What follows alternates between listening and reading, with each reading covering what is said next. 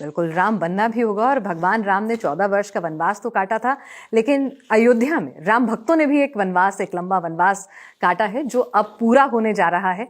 भव्य दिव्य राम मंदिर बनकर तैयार हो रहा है और आप जैसे आंदोलनकारियों की जो तपस्या थी, अब उसका फल सामने आ रहा है। और आज हमारी कोई तपस्या नहीं थी, हमने वाणी का प्रसाद दिया, लेकिन जिन्होंने अपनी संतानें दी, वो कार सेवक छोटी छोटी उम्र के, वो तरुण, वो साधु, 500 साल का बलिदान। हमारा तो क्या बलिदान है, कोई बलिदान नहीं है। थोड़े बहुत संघर्ष थे, संघर्ष किए, हमारा कोई योगदान नहीं है। इस श्रेय को लूटने की मेरी कोई औकात नहीं है। पिनाज बड़े बड़े योद्धा राम सेतु कर रहे थे ना। अंगद थे, नील थे और हनुमंत लाल थे।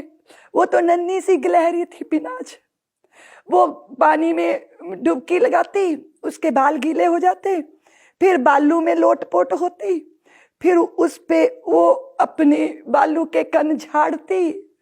तो हनुमान ने कहा कि देख, योद्धाओं के पैरों के नीचे आके दब जाएगी। उसकी पूंछ दबा दी और चींची करने लगी।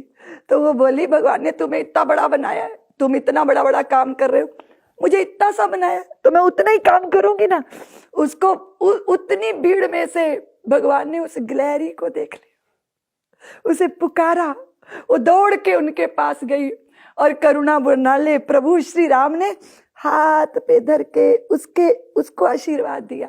आज भी हम सनातनी मानते हैं कि गिलहरी के शरीर पे प्रभु श्री राम की वही उंगलियों के आशीर्वाद है। तो मेरा गिलहरी जैसा भी योगदान नहीं है पिनाज, योगदान तो उनका है जिन माताओं ने अपने अंगूठे काट के ना तिलक करके भेजा था अपनी संतानों को कि जाओ स्वाभिमान की, आस्था की प्रतिष्ठा करके ही लौटना, पर वो नहीं लौटे।